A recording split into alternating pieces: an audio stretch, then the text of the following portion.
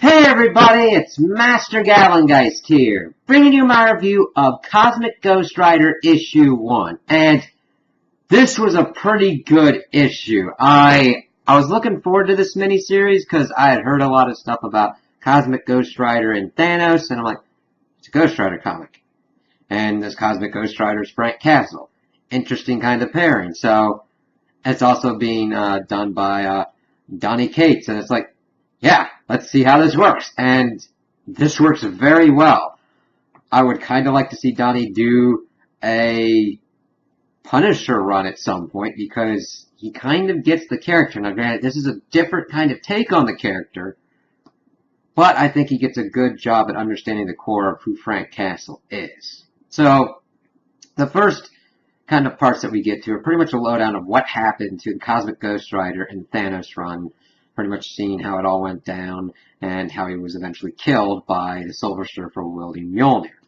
We then we see that he's in Valhalla, kind of getting his ass kicked by this one god, and Frank just throws it back at his face, and he's like, oh, who taught you how to fight? He's like, Thanos, the devil, and the United States Marine Corps. Then he frickin' goes at him, and we cut back, and we see that it's kind of, I don't know exactly where this is, if it's in our universe, like the 616 universe or whatnot, but Odin comes to him and is asking him what's going on. You don't really want to be in Valhalla, and you cut that god's nose off. He's like, yeah, I can't kill anybody in Valhalla, so I think if you take someone's nose, they'll kind of learn to not be a dick.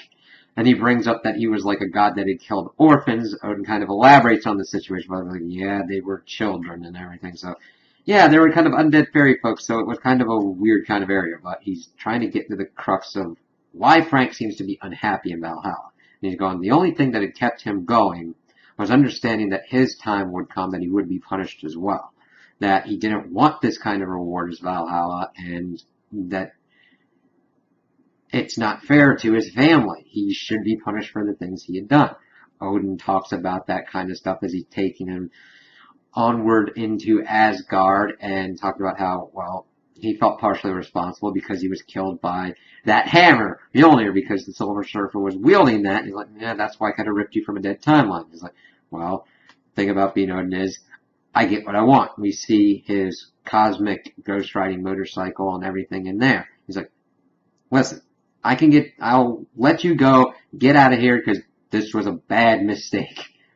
You get to do that kind of stuff and everything. He's like, well, will I still be me when I have this power? And he's like, I can mitigate it somewhat, but no mortal's able to handle that power. And Frank's like, nah, I'm good. But then I'm like, I'm not giving you a choice. And then he's like, starts flaming up and everything's like, oh, crap, no, I didn't want this. And he's like, oh yeah, baby. And I like how the Cosmic Ghost Rider is still different than Frank. He's really screwed up from what he's gone through.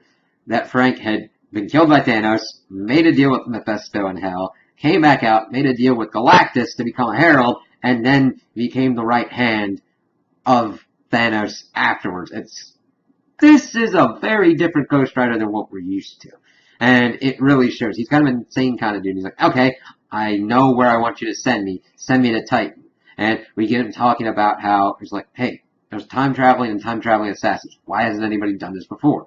Going to where it all began, him going to kill baby Thanos. And he's like, well, somebody already did. And Thanos kind of like jumps up at him and beats the crap out of him. Well, not beats the crap out of him, but definitely surprises him, like starts beating on him. He's like, where's my mother? And crap. He's like, alright, I'm going to give you the penitent stare.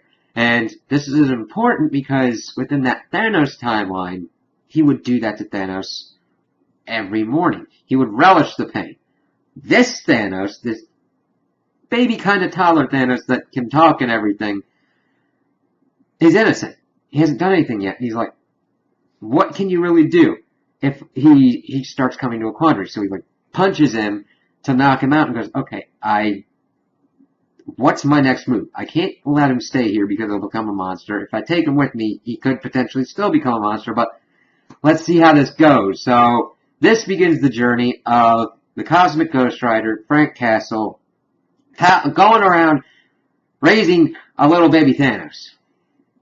I never thought I would say that, and at first you're thinking, that sounds like it could go sideways if the writer doesn't know what they're doing. Luckily, this one does. It's like, that is an interesting and pretty damn crazy setup. Let's see how this goes.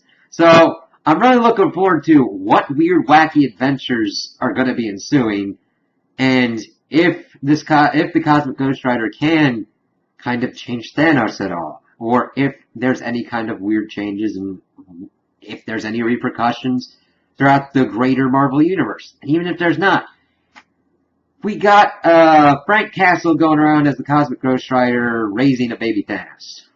That just warrants reading on them itself to a degree. So, those are my opinions on the issue. Tell me what you guys think in the comments below.